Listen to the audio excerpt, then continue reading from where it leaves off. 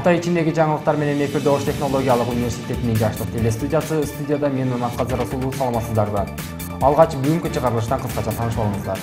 Жыл сайын салтка айланып калган биринчи курстар аралык спартакиада башталып, ар бир факультеттин командалары спорттун бир нече түрүнөн күн ашып, жеңүүчү командалар аныкталды. Ош технологиялык университетинде учурдагы коомдук терс көрүнүштөрдүн бири адам сатуу боюнча тегерек стол өткөрүлдү. Кыргыз Республикасында 19 октябрь социалдык кызматкерлер күнүнө карата майрамдык салтанат болуп өттү. Ош технологиялык университетинин биринчи курстары ортосунда КВН таймашып өткөрүлүп, бул иш-чарага факультеттин командалары катышышты. Ушул жана башка жаңылыктар бүгүнкү чыгарылыштын өзөгүн түзмөкчү, биз менен бирге болуңуздар. Ош технологиялык университети Кыргыз Республикасынын жогорку окуу жайларынын арасында өзүнүн спорттук жетишкендиктери менен алдыңкы сапта турат. Биздин окуу жайдан спорттун бир канча түрүнөн эл аралык мелдештерге байгелүү орундарга ээ болуп, дүйнө чемпиондугун багындырган студенттерибиз билим алышууда. Ал эми окуу жайдын дене тарбия кафедрасы жыл сайын биринчи курстар аралык спартакиада өткөрүп, университеттин кийинки спорттук жашоосун камсыз кыла турган жаш спортчуларды тандап алат. Аталган спорттук иш-чара 2 жумага созулуп, жыйынтыгында жеңүүчү командалар аныкталды. 2 жумага созулган спорттук мелдеш аягына чыгып, университеттен быйылкы окуу жылындагы курама командасы тандалып алынды.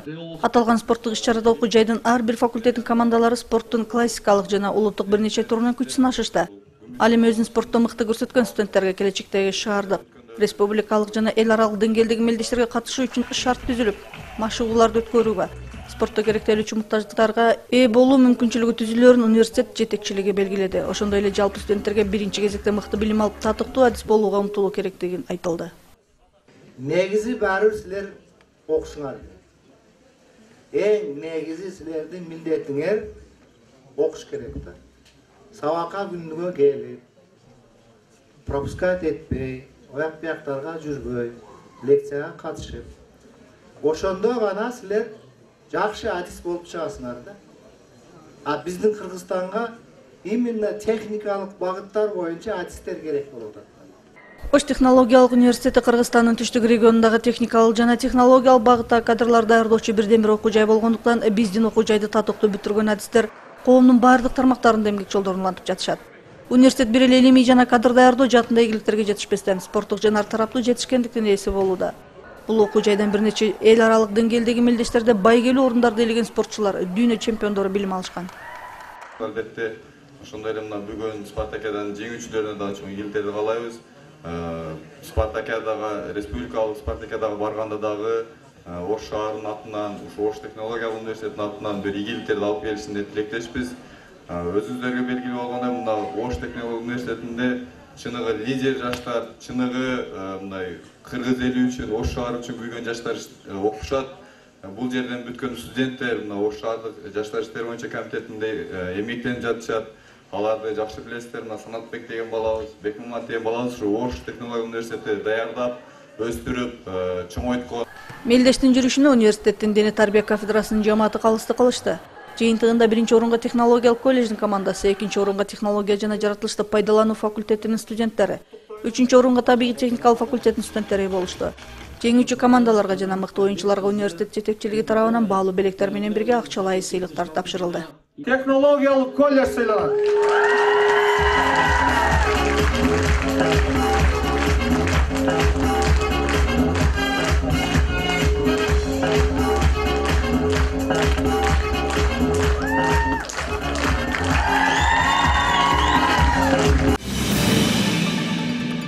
Акыркы учурда дүйнө жүзү боюнча глобалдуу маселеге айланып бара жаткан адам сатуу, аларды кулчулуктун ар кандай түрүндө кармоо сыяктуу маселелер бардык өлкөлөрдүн, коомдун бардык катмарын өз кучагына алган бойдон калууда. Адам баласынын эркиндигин чектеп, аларды ар кандай мүнөздөгү кулчулукта кармоо менен аларды пайдалангандар кандайдыр бир деңгээлде пайда табууну көздөгөндөр. Дүйнөлүк бизнестин эң эле жайылган жана көп сандаган пайда алып келүүчү түрү адам сатуу болуп эсептелингендиктен, бул тагдырга туш болгондор жаш балдар, аялдар жана ден соолугу чың жарандар болушат. Анткени адам сатуу менен пайда табуучулар аларды ар кандай кара жумуштарда иштетишип, органдарын башкаларга донор катары колдонушат.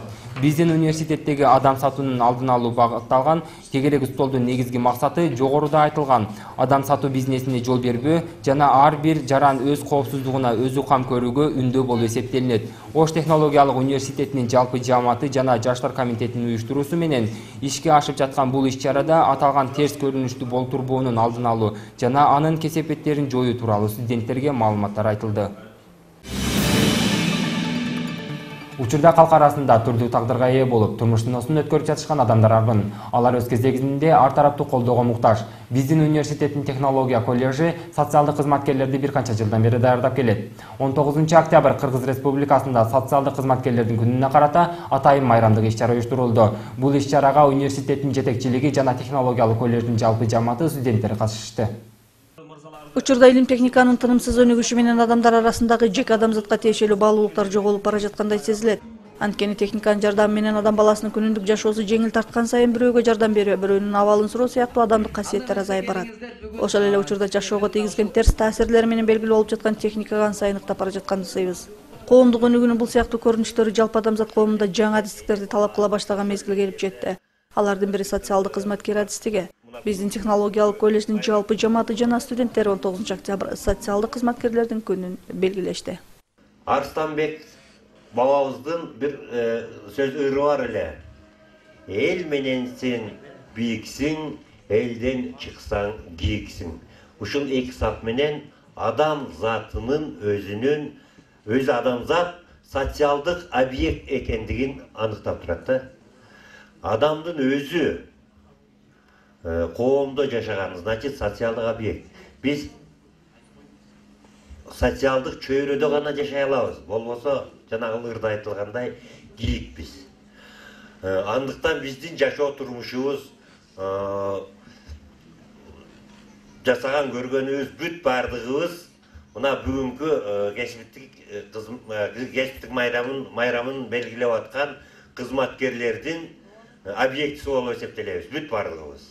Биздин университет бир канча жылдардан бери социалдык иш адистигин даярдап келет. Чындыгында учурда бул адистикке талап жогору. Бир эле биздин өлкөдө эмес, дүйнө жүзүндө бул адистиктин ролу өзгөчө. Анткени коомдун аялуу катмары деп эсептелген ар кандай социалдык топтордун укугун коргоп, алардын жашоолоруна оң таасирин тийгизип, аларды коомчулук менен тыгыз байланыштырууда булар өзгөчө эмгек жасашат. Ошол эле учурда бул адистиктин жеке өзүнө тиешелүү адистешкен багыттары бар. Булардын бардыгын бүгүнкү күндө биздин окуу жайдын социалдык иш адистигинде билим алып жаткан студенттер практикалык деңгээлде үйрөнүшүүдө. Мыйзамсыз миграциядан жабыркаган биздин мигранттар менен иштеп жатабыз. Ошол учурда алар интеграциялык жана реабилитациялык жардамдарды ала алышат. Ошол учурда эң чоң кызматтарды, эң чоң бизге колдоо, анан чоң жумуштарды, ийгиликтүү иштерди аткарган ошо биздин социалдык кызматкерлер. Бул социалдык кызматкер деген кесип бул өтө ардактуу, маанилүү, өтө боорукер, адамдын өмүрүнө, адамдын ден соолугуна чоң ийгиликтерди алып келүүчү, анан колдоочу кесип деп эсептейм. Ошондуктан бул кесиптин ээлерине таазим этип кетүүгө уруксат этиңиздер. Социалдык кызматкерлердин кесиптик майрамын биздин окуу жай салтка ылайык жыл сайын белгилешет. Бул даталуу күндүн алкагында бул багытка тиешелүү ар кандай семинарлар, тегерек столдор, илимий конференциялар, жыйындар өткөрүлүп турат. Быйылкы жылдагы иш-чара шаардагы боорукердик үйүнүн кичинекей жашоочуларынын биздин окуу жайга келиши менен коштолду. Адегенде аларга шаңдуу концерттик программа тартууланды, белектер берилди. Андан соң таттуу тамактар тартылды. Бул иш-чарага технологиялык коллеждин жалпы билим берүү жана гуманитардык дисциплиналар кафедрасынын жалпы жааматы демөөрчүлүк кылышты. Мекеме ишканалардан, социалдык мекеме ишканалардан андан сырткары боорукердик үйүнөн атайын балдарды конокко чакырдык. Концерт берүүдөн максат аларды ошол биздин бөбөктөрдүн кичине болсо деле көңүлүн көтөрүп, майрамдык маанай тартуулап, андан сырткары кичине белек бечкек берип, сый тамак менен узатууну туура көрүп, атайын ушул иш-чараны өткөрдүк. Демөөрчүлүктү биздин эжеке агайлар колдоп беришти. Жеке тарап өзүнүн жеке чөнтөгүнөн каржылап беришти. Ошол демөөрчүлүк көрсөткөн жалпы эжеке агайларга ыраазычылык билдирем. Чындыгында ар бир кесип ардактуу, ар биринин өзүнчө коомдук өнүгүүнү камсыз кыла ала турган багыттары бар. Ал эми социалдык кызматкерлер өзгөчө адамдар арасындагы достукту бекемдеп, гумандуулукка, кайрымдуулукка үндөчү кесип ээлери болуп эсептелишет.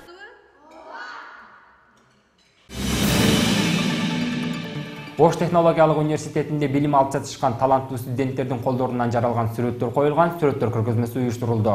Мында ар бир сүрөт тарткан студент өздөрүнүн чыгармачылыгынын деңгээлине жана табитине жараша өздөрү тарткан сүрөттөрдү элдин сынына коюшту. Башкы корпустун биринчи кабатында колго тартылган сүрөттөр илинип, 2 жума бою мындагы жалпы жааматтын жана студенттердин сынында болду. Тартылган сүрөттөрдө жаратылыштын коздугу, дасторкон ажары, табият сырлары, коомдогу ар кандай көрүнүштөр, буюмдар, ата-эне жана башкалардын элестери чагылдырылган. Биздин университет келечектеги инженер куруучуларды, тигүүчү технологдорду, архитектор, дизайнерлерди даярдагандыктан сүрөттөр негизинен бул багытта билим алып жатышкан студенттер тарабынан тартылды. 2 жума бою элдин сынында болгон студенттердин эмгектери атайын жашыруун добуш берүүнүн жыйынтыгы менен көрүүчүлөрдүн кубулуна толгон сүрөт эси жеңүүчү деп табылмакчы. Ал эми иш-чаранын демилгечилеринин айтымында мындагы негизги максат студенттердин өздүк көркөм чыгармачылыгын өркүндөтүүгө шарт түзүү, алардын талантын өстүрүүгө түрткү болуу жана өз кесибинин мыкты адиси болууга шыктандыруу болуп эсептелинет. Учурда тартылган сүрөттөрдүн жыйынтыгы чыгарылып, жеңүүчүлөр сыйлыктар атайын университеттик деңгээлдеги жыйында тапшырылмакчы. Биздин университетте бизнести башкаруу жана социалдык иш кафедрасынын уюштуруусу менен бүгүнкү күндөгү өлкөбүздөгү балдардын келечегине ички жана тышкы миграциянын таасири тууралуу семинар өткөрүлдү. Бул туурасында кийинки материалда баяндалат. Кыргызстан өз эгемендүүлүгүнө жетишкен күндөн тартып өлкөбүздө ички жана тышкы миграция күч алды. Көз карандысыздыктын чейрек кылымында бир нече миңдеген мекендештерибиз мекенден сырткары жерлерде күн өткөрүп келишүүдө. Бөтөн жердин аймагында күн кечирген мекендештерибиздин ичиндеги кыйынчылыктарды өткөрүп келишет. Ошол эле учурда ички миграция дагы өз кезегинде бир топ коомго терс таасирлерди тийгизүүчү абалдарды жаратып жатат. Бул терс көрүнүштөрдүн алдын алуу максатында биздин окуу жайда атайын адистердин катышуусунда тегерек стол болуп өттү. Бул иш-чаранын негизги максаты бүгүнкү кыргыз коомундагы тышкы жана ички миграциянын балдардын жашоосуна тийгизген терс таасирлерин азайтуу жана алардын алдын алуу болуп саналат. Кыргыз Республикасында балдардын социалдык абалына ички жана сырткы миграциянын таасири деген аттуу темада тегерек столду баштап отурабыз. Бул тегерек столдун башталышынын өзүңүздөргө белгилүү болгондой себептери бүгүн 19 октябрь социалдык кызматкерлердин жана профсоюз уюмунун күнү катары белгиленип, эгемендүүлүктөн бери бул каралып келет. Ошого байланыштуу бүгүнкү биздин Ош технологиялык университетинде ушул темада талкууну коюп отурабыз. Ар бир үй бүлөдө жарык дүйнөгө келген бала өз балалык доорун татыктуу сүрүү керек. Буга биз ар бирибиз милдеттүүбүз. Ар бир ата-эне өз баласына татыктуу балалык доорду камсыз кылып берүүгө милдеттүү. Бирок учурда ар кандай коомдук өзгөрүүлөрдүн натыйжасында биз ойлогондой болбой калууда. Ата-энесинен алыс калган балдар ар кандай терс көрүнүштөрдүн ээси болуп калышууда. Ошондуктан бүгүнкү тегерек столда канткенде бүгүнкү миграция күчөп турган мезгилде ата-эне менен баланын ортосундагы тарбияны жөнгө салуу керек деген маселенин тегерегинде көптөгөн ойлор айтылып, докладдар окулду. Ошол эле учурда эч качан ата-эне менен баланын ортосундагы байланыш ажырабоо керектиги да айтылды. Үй бүлө ата-энелик жана балалык бүткүл коомдук жана мыйзамдын артыкчылыгы менен коргой турган предмети. Балдар тууралуу кам көрөлү, аларды тарбиялоо ата-эненин табигый укугу жана жарандык жоопкерчилиги. Ата аскар тоо, эне башат булак. Бала алардын ортосунда шамчырак деген элдик акыл сөз бар. Балдар биздин келечегибиз. Мамлекет жана ата-энелер тарабынан балдарга көбүрөөк көңүл бурсак жакшы болмок. Ата-эненин балдарга таасири чоң. Баланын инсан катары калыптанышына дагы башка көп адамдардын жана айнымай чөйрөдө болуп жаткан окуяларда таасирин тийгизет. Азыркы турмуштун көп тармактыгына, чукул процесстерге жана иштелип чыккан юридикалык нормаларга карабастан бүткүл дүйнө боюнча балдар менен өспүрүмдөр кыйынчылыктарга жана азап тозокко көбүрөөк туш болуп жатышат. Азыркы муунду кандай тарбияласак ошондой келечек курууларын эч кимибиз унутпашыбыз керек. Келечектеги кыргыз коомунун абалы биздин бүгүнкү муундан көз каранды. Ошондуктан ар бир үй бүлө өз баласына татыктуу тарбия берүүгө бүткүл коомдун алдында, кыргыз элинин алдында милдеттүү. Ар бир окуу жылынын башталышы менен биринчи курстарды студенттик катарга кабыл алуу салтанаты биздин окуу жайда өткөрүлүп келет.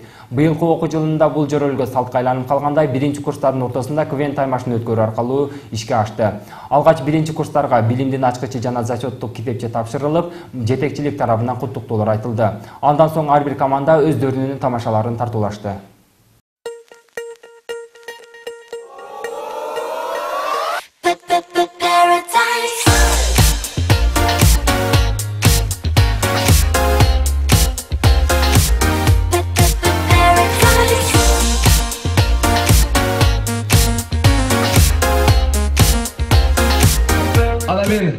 Биринчи турга баштайлы. Калыстар тобу даяр болсоңуздар, биз биринчи турду баштап берели. Кандай эстер? Жакшы. Ана келесиздер бири-бириден алдыга капитандар чыгабыз. Ар бир команда капитан чыгабыз. Алгач биринчи турубуз жаңылыктарды окуу. 2 же 3. Келесиздер? Келиңиздер.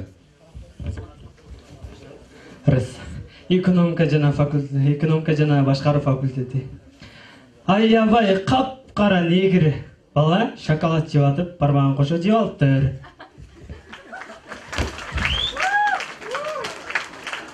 Тырмагын тиштеп жүргөн бала орозодо колун чыкананы чейин жеп коюптур.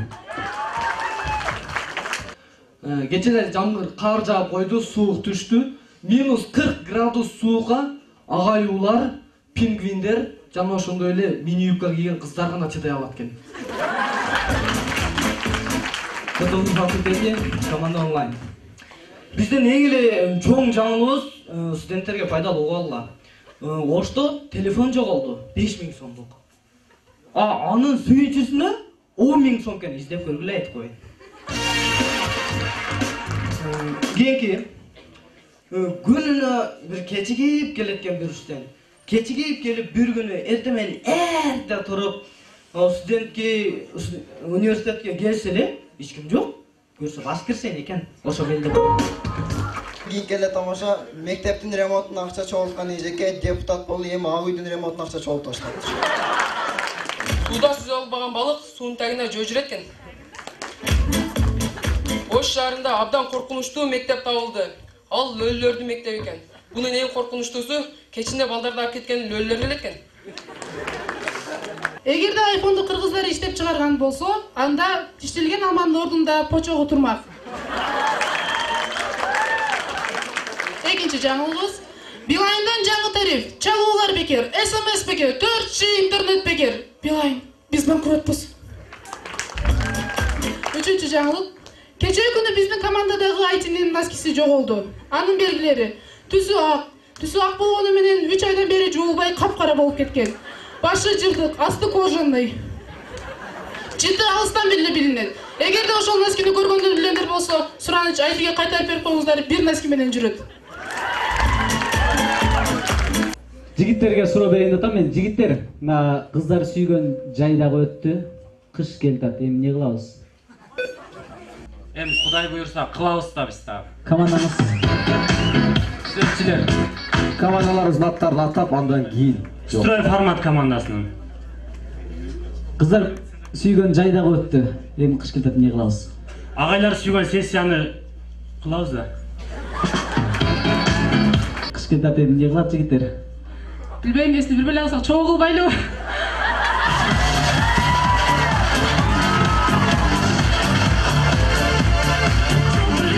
Тек колледж. Жаңак. Кыздар сүйгөн жай дагы өттү, кыш келтат, эми эмне кылабыз? Кабышо, эми эмне кылабыз? Эми кыш сүйгөн кыз издейби? Асаат суроону туруп берди, мен эмне кылып берейин? Туруп берейинби, отуруп берейинби? Асаат мырза суроону туруп берди, Сүйөр агабыз отуруп берсинби эле туруп берсинби? Асаат туруп берди, Асаат суроону туруп берди, мен кандай берейин? Эми азыр көрсөтүп берет элем го, неудобно болуп атат да. Гаишники командасы мен рыны ийди эткенин айтып берем. Суроону берер. Суроону туруп берди, мен кандай берейин? Сиз тупең.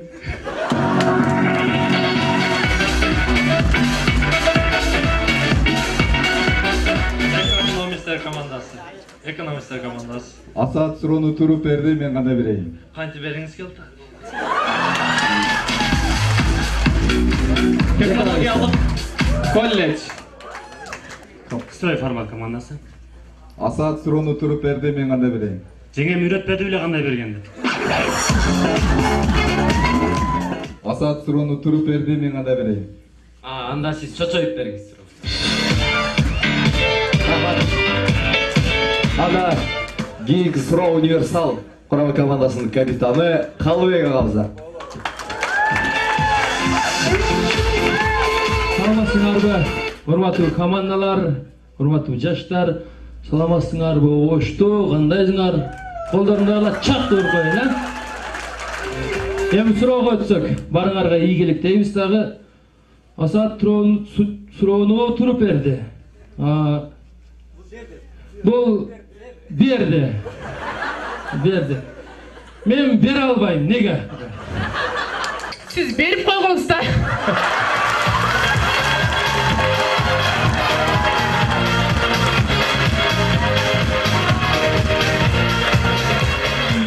Бирок сага бербеген эмне?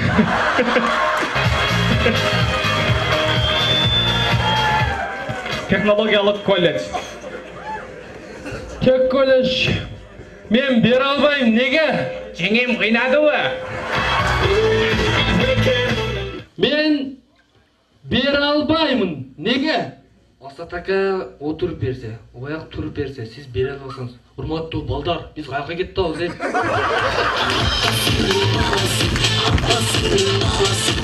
Саламатсызбы, достор. Барыңыздарды кабыл алуу менен куттуктайбыз. Ал эми командаларга суроо, жогорудагылар сөз кылып кетти, агайлар устага айтып кетти. Сиздер Кыргызстандын мыкты адиси болуу үчүн эмне кылышыңар керек? Мыкты адис болуу үчүн эмне кылыш керек? Сурооңуз кайталап коюңуз. Мыкты адис болуу үчүн эмне кылыш керек? Мына жогорудагы агаларыбызга окшоп бере бербеш керек да.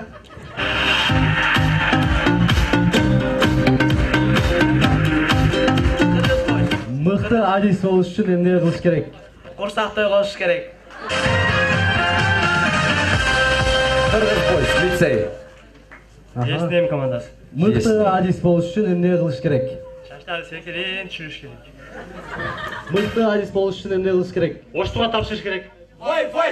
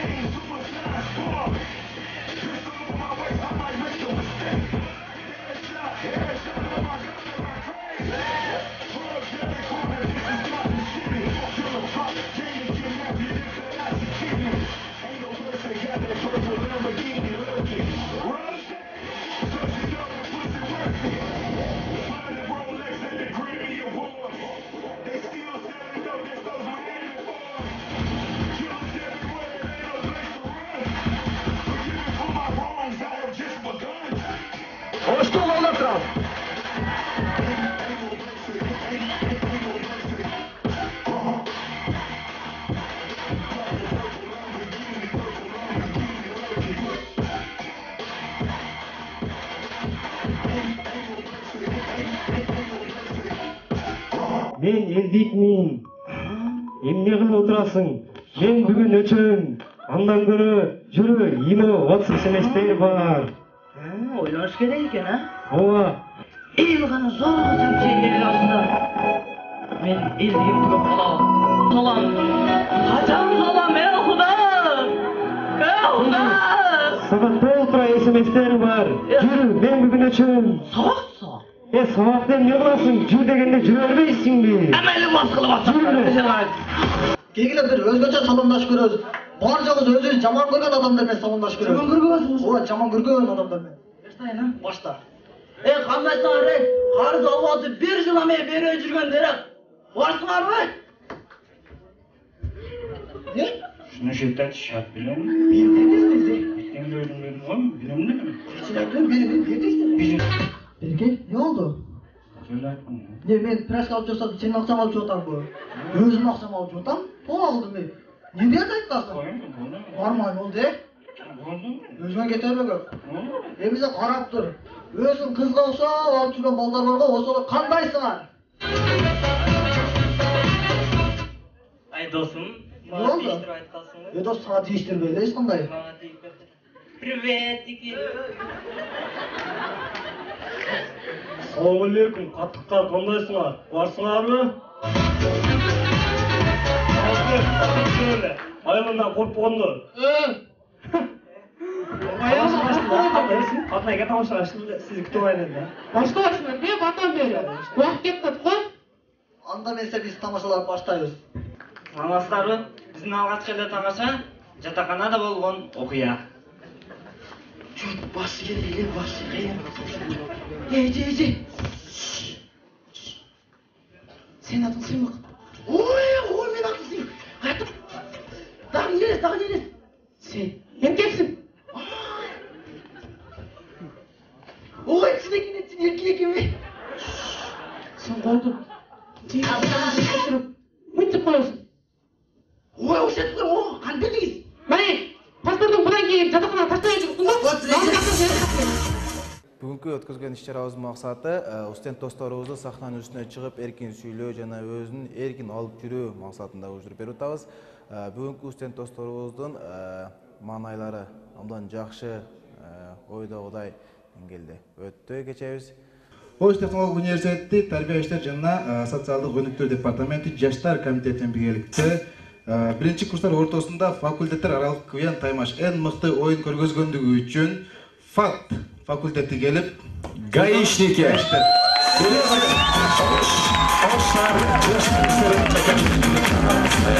Аманбаев Сфера раздашмакчы.